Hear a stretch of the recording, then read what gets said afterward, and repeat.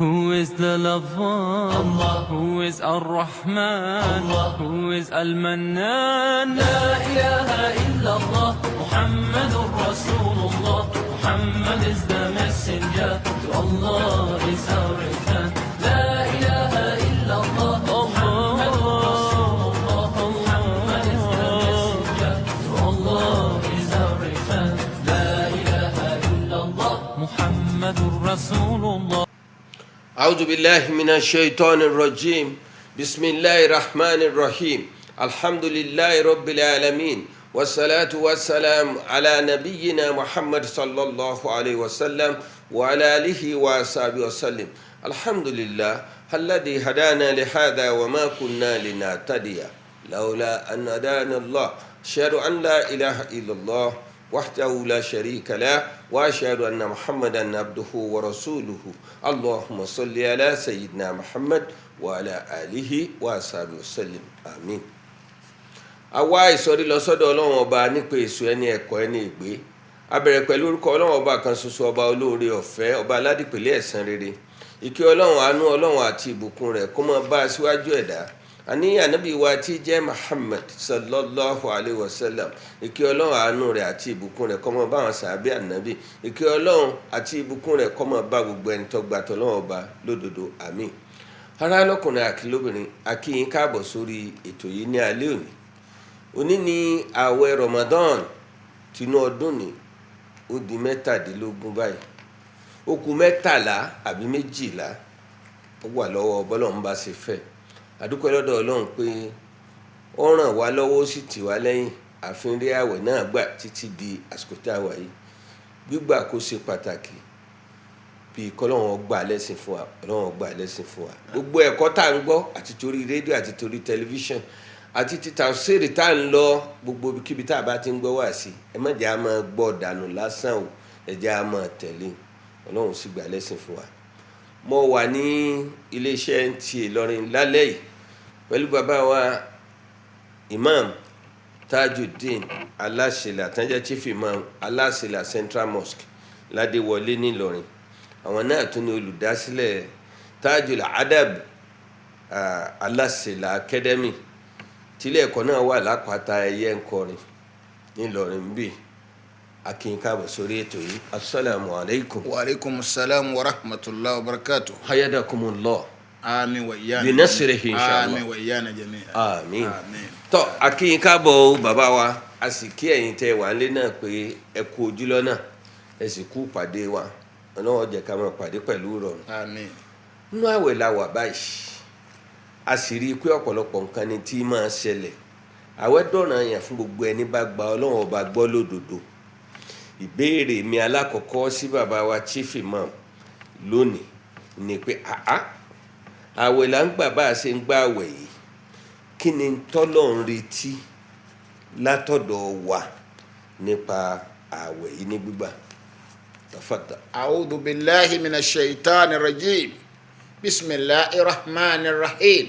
Allahumma salli ala sayyidina Muhammadin وعلى آله وأصحابه وأتباعه وسلم تسليما آمين. الحمد لله رب العالمين الرحمن الرحيم مالك يوم الدين. àtúndá ọpẹ́ fọ́lọ́run bá ti dá tìjẹ́ ìjọ tó tún ní kọjọ́ òní kó tún kó bá lórí kó bá wa lórí kó bá wa láyé kó bá wa láàyè wa dáadáa. mo tún kí bàbá wa moderator lẹ́ẹ̀kan sí pé ẹ kú iṣẹ́ ládàá ọbẹ̀ ìsan ó sàn yín lẹ́sàn dáadáa yóò sàlékún àlàáfíà ara fún yín ìmọ̀ àlọ́mọ àbọ̀ yín yìí lórí àlàáfíà ni Ọlọ́run nígbà àlàáfíà lára yín onígbà àrùn kálukú wa náà àmín. ìbéèrè tí bàbá tarí sí mi ni wípé àwẹ̀ iṣẹ́ wo ló wá ṣe lára wa gan gbogbo wọ tí Ọlọ́run ní kẹ́ ẹ mọ́ lọ́dọọdún là ń gbà àwẹ̀ ó sì dé á sì gbà iṣẹ́ wo ló yẹ kó ṣe lára wa. Kùránì ti sọ fún wa náà tábà lọ wo àyà tí Ọlọ́run ti ń polongo Ramadana níbẹ̀rẹ̀ rẹ̀ nǹkan méjì kan bẹ̀ ó yẹ ká kíyèsí. Allahu Akbar. bàbá wa nǹkan méjì kan wà ńbẹ̀ níbi àyà a'udhu billahi àyà 183 ní Suratul Baqarah chapter 2 verse 183 inú oṣù kùtìbà la wà yìí a'udhu billahi minash shaitani rajim ya ayyuhalladhina amanu kutiba alaykumus siyam kama kutiba alal ladhina min qablikum la'allakum tattaqun. Taba lóṣù kila ẹ lóṣù kutiba la wa yìí tọ́lọ̀ tí ní ya ayyuhalladhina mo pè yín tí ẹ gbọ́lọ́ngbọ́lọ́ dodo observation àkọ́kọ́ nù ọlọ́run ò ní ya ayyuhal muslimun ya ayyuhalladhina amanu ẹ̀yin tẹ́ ẹ ti gbọ́ ọlọ́run ọba gbọ́ kí Ramadan ó tó dé ẹ̀yin ni mo sọ Ramadan lọ́rọ̀ yẹn lórí o tó bá ní ya ayyuhal muslimun mo pè ẹ̀yin tẹ́ ẹ jẹ́ mùsùlùmí muslim by name tó yẹ kí mùsùlùmí lásán ni ó kọ tí ń jẹ náà ló kọ bíi harahara àmọ́ iṣẹ́ tá à ń pè níṣẹ́ Islam iṣẹ́ mùsùlùmí kò sí lọ́wọ́ rẹ̀ àmọ́ lọ́hùn láwọn tí mo ní kí wọ́n gbààwẹ̀ kutiba alaykumus siyam tí mo pè ní mùmínìn kutiba alaykumus siyam.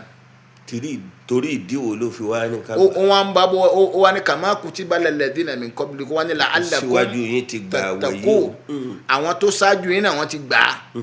Musa gbà 40 ló gbà Isa gbà 40 ló gbà anabi Adam alayhi salatu wa salam ayyamul bid làwẹ̀ tó ń gbà láyé jọ́ kẹtàlá oṣù jọ́ kẹrìnlá oṣù jọ́ kẹẹ̀dógún oṣù bóun ti gbà nù mẹ́ta ní máa ń gbà lóṣù kan. àwọn kan gbà bẹ́ẹ̀ dì sí oṣù ojú ọ̀run 13 14 15. ṣe wá rí ẹni tó ní. wọ́n tó wá fi Monday and Thursday kun àfi bọ́ bá bára wọn lókù.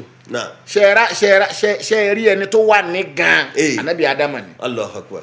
baba ńlá wa Adama wá jáde lára ẹ̀. àwẹ̀ tá a fóun ta ní kó ń gba lásìkò tiẹ̀ nù. Allahu Akbar. ní wọn gba mẹ́ta ọ̀hún tá a bá times 3 times 12 yóò fún 136. nítorí sí àwẹ̀ tó ń gbà lọ́dún 36 àwẹ̀ ní gbà lọ́dún. Allahu Akbar. olúwa ni kama kutiba alal ladhina mi àwọn tó ti gbà sáájú yín báwọn ṣe gbàgbá tí wọ́n nù. wọ́n ní la'allakum tattaqun àtẹ̀yìn ti sìn àtàwọn tọ̀hún afẹ́ fi mọ talent tí ó bẹ̀rù wa nù yín ni. Allahu Akbar. gbogbo ẹni bá gba Ramadan tá a bá rí asaru takuwa indahu kára pẹrẹ ìbẹ̀rù alára rẹ̀ nítumọ̀ sí pé àwẹ̀ tó gbà wọn ò ní wúlò fún àwẹ̀ tó gbà wọn tí ò bá ti lè ní effect lára ẹ̀ kárí pé àwẹ̀ wọn bóyá ọlọ́tí ni ó wá gbọ́ tílẹ̀ lọ́wọ́ rẹ̀ nítumọ̀ sí pé bóyá oníṣìí náà ni ó wá gbà sínú lọ́wọ́ rẹ̀ bóyá oníjìbìtì ni bóyá ń tẹ́tẹ́ ni wọ́n gba tẹ́tẹ́ lọ́wọ́ rẹ̀ gbogbo àwọn nǹkan tí ò da ohun tí Ramadan bá dé tó bá rí gbà lọ́wọ́ rẹ̀ mo mẹ́nìkan tó yẹ sí pé ọlọ́tí ni kí Ramadan ò tó dé. Allahu Akbar. nígbà tí Ramadan wá dé tó gba Ramadan ni so òun lè ṣe oṣù kan tó wọn ò ní mutí. ṣé kò ní oṣù kan tó wọn ò ní mú nǹkan tó wọn ò ní dé ìgò. La ilaha illallah. àṣepé tó bá mú tó wọn ò mutí lóṣù kan òun ó ṣe kíni wọn fọtílẹ̀. La ilaha illallah. ìgbà Ramadan tán yókù rẹ̀ ń pè ó ní ìwà mọ́sẹ̀. mo ti fi. la'allakum tattaqun ṣe lára rẹ̀ nù. assembly tá a ti ń pàdé hùn. èmi ò wá mọ́ iṣẹ́ jìbìtì tá ń lù ún jìbìtì tá ń ṣe ún èmi ò ṣe kí ni èmi ò wá mọ́. títàlẹ̀ kan ṣoṣo fẹ́yàn mẹ́ta mẹ́rin. tá tẹ́lẹ̀tẹ́lẹ̀ hùn bẹ́ẹ̀ pé mi ò dáhùn mọ́ la'allakum tattaqun Ramadan ara ìṣe lára rẹ̀ nù.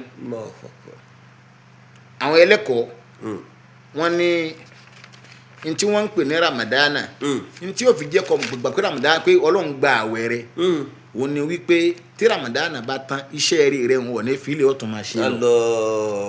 àmọ́ tó bá gbé Ramadan tó tún wá padà síbi èébì rẹ̀ ó tún padà síbi ìranù tó ń bá bọ̀ látẹ̀yìn wá èyí ń fi hàn wípé Ọlọ́run ò gbàṣẹ́ tó ṣe nu Ramadan. Ọlọ́run gbìn yín lẹ́nu. Àmín. ṣé ẹ mọ̀ pé mọ́ṣáláṣí tá a ti ń kírun wákàtí márààrún ọdọọdún ní máa kún sí i. bẹ́ẹ̀ ni. tábà ẹ̀ ti gbà àwẹ̀ tán yìí máa fà sí i. n ti ń túmọ̀ sí ni pé àwọn èèyàn díẹ̀ ni wọ́n ń yí padà kì í sọ̀pọ̀lọpọ̀. kí ló dé tí àwẹ̀ yìí ò fi ṣiṣẹ́ lára ọ̀pọ̀lọpọ̀ àwọn wọ̀nyí. ṣe rí n tí ò jẹ́ kó ṣe lára àwọn èèyàn ọdọọdún sì là ń gbà abati wá gbàwẹ̀ ń tán lẹ́tì rí i pé àwọn èèyàn ti ṣe kí ni. oṣù mímọ́ ti lọ nítorí wù àwọn làwọn lè ṣe nísìnyí. kọ́dà ìjọ tá a bá pé oṣù mọ́kànlá làwọn tún ní. wọ́n rọ́ṣù lálẹ́ yìí nísìnyí o ó ti bẹ̀rẹ̀ wàhálà rẹ̀ padà. La ilaha illallah yóò fọtí sínú yóò sànà sí sìgá. aláwọn èèyàn nísìnyí wọ́n láwọn aṣẹ́wó ní no market. La ilaha illallah. ilé aṣẹ́wó nísìnyí no market. ó mì pé ẹ̀yin wọ̀nyí lẹ̀ ń patronize wọn tòun ti bẹ́ẹ̀ ti sọ pé gbọ́dọ̀ wọn bá gbọ́ subhanallah.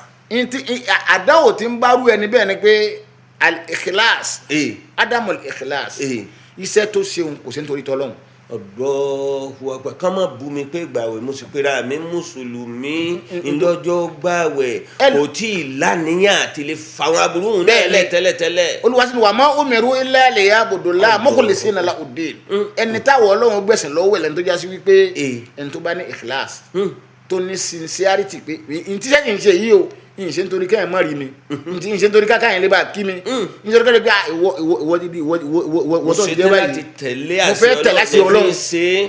ẹni bá ń gba Ramadana tó gbà pé òun gbà nítorí tọlọ́run tí sì ń gba with sincerity irú ẹni bẹ́ẹ̀ ni tó bá ṣe Ramadana tán ẹ rí wípé kò ní padà síbi jákujàku mọ́. Allahu Akbar ìbéèrè kẹta ti wá dé ọ̀nà wo lẹ fẹ́ fi ran àwọn jàmáà mùsùlùmí tí wọ́n ń ṣe pákànpákàn báyìí lọ́wọ́ tí wọ́n fi lè ṣíwọ́ ọ̀sẹ̀ burúkú. ẹ rí torí Ọlọ́run ti fààyè yìí lẹ̀ fún wa yìí pé mo tírẹ̀nì yín láàrin oṣù kan yìí ẹ jìnnà sí gbogbo tí mo ní ẹ jìnnà sí. bẹ́ẹ̀ni ẹ dédìí ẹ ó fi ṣe training ground fún wa ká tó lè páàsì ìdánwò àfi ká bọ́ síbi oṣù mọ́kànlá yòókù kárí pé gbogbo ń tá jìnnà sí lásìkò Ramadan náà la jìnnà sí lóṣù mọ́kànlá ọ̀hún. bẹ́ẹ̀ni gbogbo ń tá dé díẹ̀ náà la tó padà sí díẹ̀ Bẹ́ẹ̀ni. gbà ní ká tó mọ̀ pa páàsì. bẹ́ẹ̀ni àwọn wo ni ó sì yún ṣe bó rí ló sì lè rọrùn fáwọn èèyàn ṣe láti lè ríru skọ́ọ̀ bẹ́ẹ̀ mú tí wọ́n fi jọmọ àlìjánnà. ṣe rí bàbá wa anakunla. nínú tí ó lè mú wa fi ríru skọ̀ mú o ní kọ́mọ̀ rí Ramadana gẹ́gẹ́ bí àádá.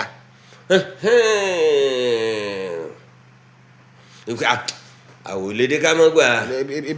ebi nínú àwẹ̀ ni ṣebí kọ́sọ̀mù wa ni ìbáwẹ̀ ni kárí pé gẹ́gẹ́ bí injunction àṣẹ Ọlọ́run n tó sì mú dání pé ó ní gbogbo ohun tí ń jẹ́ àìdá gbogbo ohun tí ń jẹ́ dáadáa ẹ máa ṣe nú ẹ̀ gbogbo ohun tí ń jẹ́ àìdá ẹ ṣe kíni ẹ jù ú lẹ̀ nú rẹ̀ ọ̀kan nú àwọn akẹ́wọ́ ọ̀kan nú àwọn àlùfáà ní Misiri ní Cairo Aṣẹ́ Abdulhamid Kishki ló kọ rẹ̀ bàbá afọ́jú tí Simon rẹ̀ lé o onímọ̀ ni ó ní inna Ramadana kasuk rọ́bì àmàn rọ́bì á wà khasira man khasira ó ní Ramadana tí ẹni ó dẹ̀ gẹ́gẹ́ bí ọjà ni gbogbo ẹni ó lọjà náà kọ́ ni ó jèrè bọ́ gbogbo ẹni ó sì lọjà náà kọ́ ni ó sọ ọ́ ti bọ̀. ìwọ ò ṣe struggle kò jèrè kọ́ má sọ ọ́ tì. Ramadana àwọn ẹlẹ́kọ̀ọ́ tó ní kàmú tàmẹ́rẹ̀lẹ̀ alẹ́mí ó dẹ̀ gẹ́gẹ́ bí international conference ni. ok kálukú wá látàyè rẹ̀. òun kálukú wá from various places láti wá lọ fún conference bí ẹ̀ bá wá dé conference òun kálukú wá jọ́ọ̀tì tó bá ó dà pé ní company tiwa àwọn tó jẹyọ ni. nǹkan tó jẹyọ ni ló wà note tó bá ti wá délé yóò tún wá lọ retrain àwọn ènìyàn. Ramadana is a training tó tún wá retrain àwọn oṣù míì.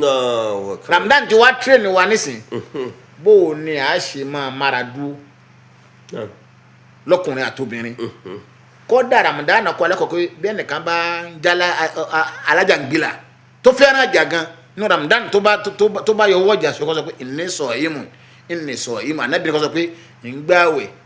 bẹ́ẹ̀ bú ọ má dáhùn. tí Ramadan bá tán náà bẹ́ẹ̀ fi ọ níran má bínú.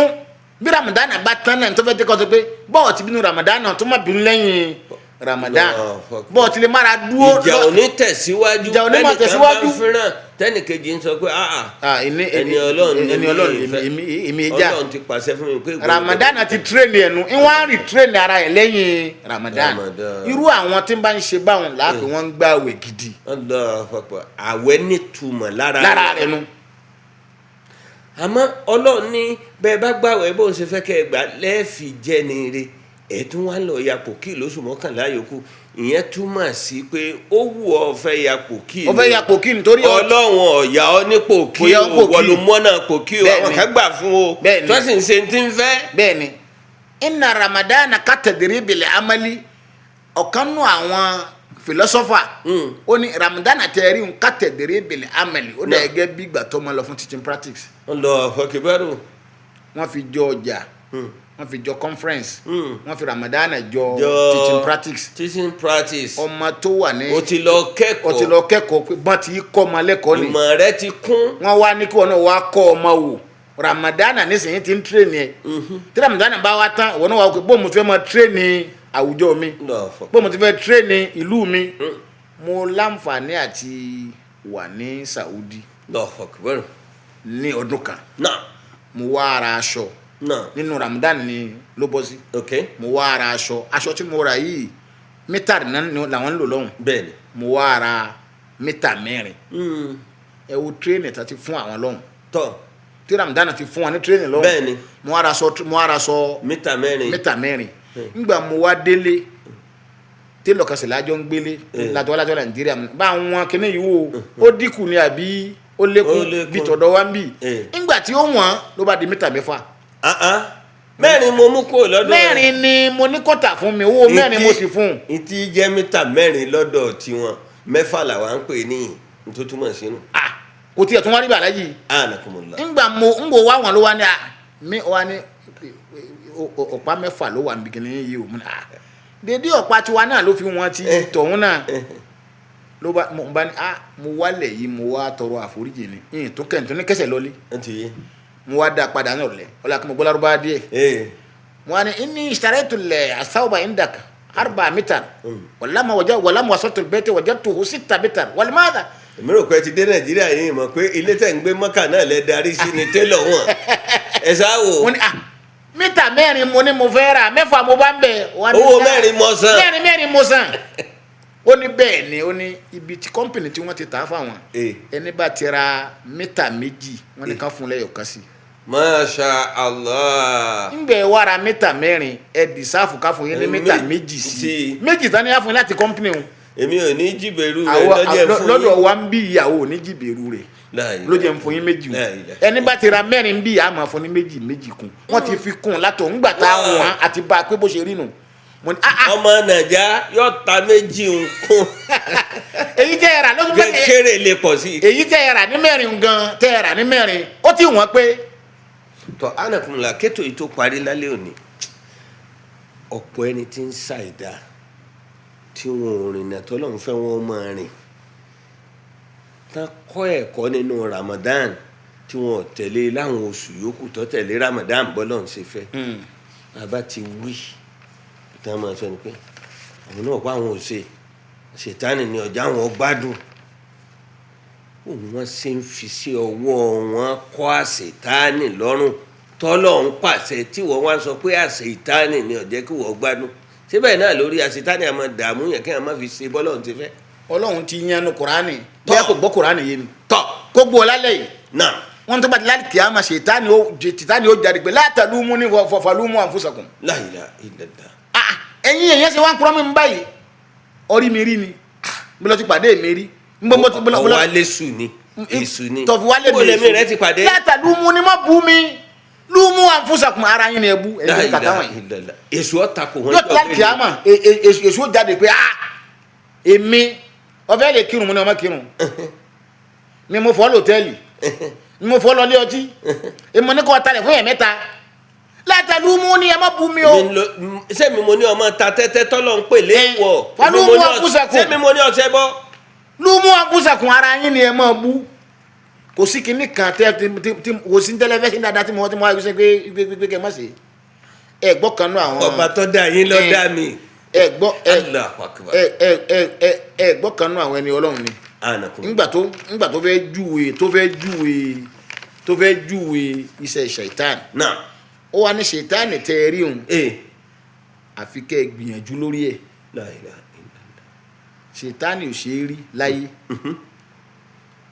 àìwárí tẹ́ ẹ rí òun tí n bá ti ń gbé nǹkan kan sẹ́ni yín tó bá ti ní kí n tẹ́ ẹ ṣe ni ó yà sọ a'udhu billahi minash shaitani rajim ní lọ lọ́nà abẹ wọ́n ṣètánì lọ fẹ́ sí mi lọ́nà. èyí tó ní lè ṣe yìí ní ṣe. Allahu akbar.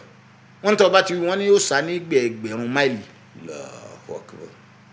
ìwọ máa dán wò gbogbo ń tọ́ ma pé èṣù ni èṣù kọ́ ìwọ ló tí pọkàn rẹ ló fò fọba tó dá ọ. iná àdẹ iná usabila imma shakira wa imma kafura Ọlọ́run ní ẹ̀mí tá a fún yín 2 ní bẹ lára yín tó bá ti gbé dé ọ ní imma shakira wa imma kafura àdẹ iná usabila ọ̀nà tí ń bẹ lára yín ọ̀nà 2 ni imma shakira èyí tẹ́ fi dúpẹ́ fọlọ́run pé ọlọ́run mo mórí rẹ o wà á máa kàfúrà èyí tẹ́ fi tó fi ṣàìmórí sọ́lọ́run tó bá ti gbé ìwà ìmoore wáṣẹ̀mí rẹ ètò yà ṣe a'udhu billahi minash shaitani rajim. jazakumullahu khairan. sèǹtánì ò disturb ẹnìkan o. Allahu akbar. ìwọ lọ tí ì ní ìyanu. o tí pọkàn rẹ lófo láti tẹ̀lé tọ́lọ́run kó lè bá jèrè. ẹ̀yin olùtẹ́tí sí wa tẹ̀ ń gbọ́ wa tẹ̀ ń wò wá ètò yín tẹ̀ ń wò níjọ́ mẹ́jọ náà ni tá a fi ń dára wa lẹ́kọ̀ọ́ nípa ẹ̀kọ́ Islam. Kí a tó sọ sọ́mọ́rí ètò tòní a dúpẹ́ fún ẹni tó ń so nígbọ̀wọ́ ètò wa yìí tọ́jú ọ̀kan nínú wa nínú Muslim Media Watch Group gan tí ẹ̀ ní alága BOT tí wọ́n ti náwó sí ètò yìí ní tó ti lé lọ́dún 10 sẹ́yìn ọlọ́mọ pín wọn pa ọ́ ọlọ́mọ àṣàlékún dáadáa fún wọn gbogbo oore tí wọ́n ń fẹ́ ní kọ́ máa ṣe ìbànújẹ́ tí wọ́n fẹ́ kó lé jìnnà sáwọn dákùnmọ́ bá lé jìnnà sí wọn àlékún dáadáa ẹ̀mí gígùn àlàáfíà rẹ̀ fọkànbalẹ̀ ìfàyàbalẹ̀ ọlọ́run bá ṣe fún wọn.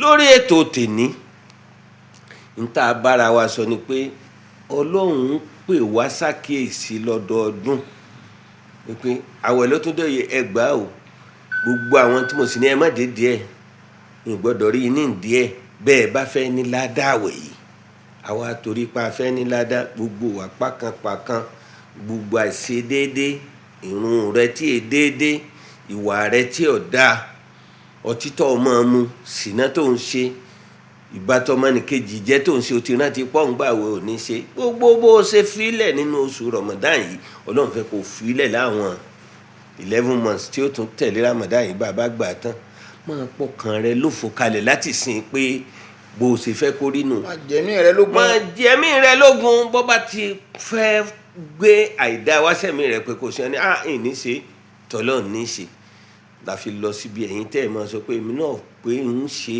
èṣù ní àṣetánì lọ́fà àṣetánì ló wọ́n dé wọ́n takò yíjọ́ gbẹ̀ǹdẹ̀ àlìkè àmọ́ gbogbo ọtọ́ ọmọ sọ pátítánì ni sọ ọmọ ẹ̀ rí ni sọ orí ìwúrí ni níbo ló ń ti mislead rẹ ọlọ́run pàṣẹ ìwọ ni ó ṣe ntọ́ ọ̀fẹ́ náà ló jèrè rẹ̀ lónìí bó bá rí bẹ́ẹ̀ ẹ jẹ́ ká máa pẹ̀mí wa lófo láti lè ṣe dáadáa gbogbo ohun tíjà ìdá ká jìnnà sí ọlọ́run ọba yóò fún wa ní agbára yóò fún wa ní ìmọ̀ àti òye nípa ara rẹ̀ tó yẹ pé tiẹ̀ láti máa tẹ̀lé nítorí kí àwẹ̀ yóò ṣe fún wa ọlọ́run yóò máa pa ẹ̀ṣẹ̀ wa rẹ́ lọ́dọọdún ni kó lè bá pẹ̀ṣẹ̀ rẹ lọ́dún kọ́dà bọ́ bá ṣẹ̀ mí torí àìmọ̀ àbí kì í ṣẹ̀ṣẹ̀ tó lágbára bọ́ bá tún dọ̀dún tí ń bọ̀ ọlọ́run ó tún parẹ́ náà ni so ìfín fọ̀ wá mọ́ lọ́dọọdún kábàá jẹ́ ní àlìjánnà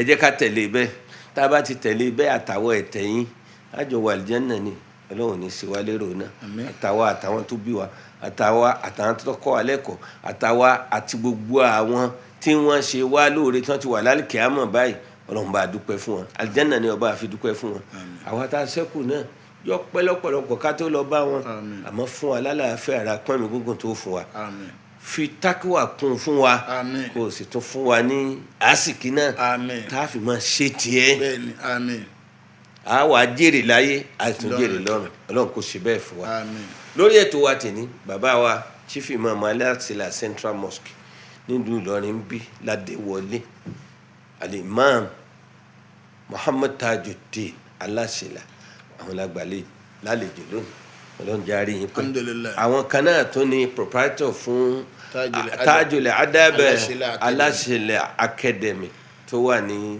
àpáta ẹ̀yẹ ńkọrin nílùú Ìlọrin bí ọlọ́run kó bá ṣàlékún dáadáa yín kọjá rí yín pé kọ́ mọ̀ sílé láti máa wá pẹ̀lú yín kó sì gbà lẹ́sìn fún wa la ilaha illallah ẹ̀yin tẹ́ ẹ̀ lè máa wò ètò yìí náà àdúpẹ́ púpọ̀ fún yín ọlọ́run yóò so yín lóore kalẹ̀ oore tayé àti tọ̀run àti tinú kọ̀rọ̀ sàárè àti tìjọ́ gbèǹde àlìkèyámọ̀ kọ́ má fi kankan dùn yín bẹ́ẹ̀ gbogbo aburú àyè mẹ́rẹ̀ẹ̀rin ọlọ́run kó lé gbogbo wa jìnnà sí wala subhana rabbika rabbil izzati amma yasifun wa salamun ala al-mursalin walhamdulillahi rabbil alamin amin.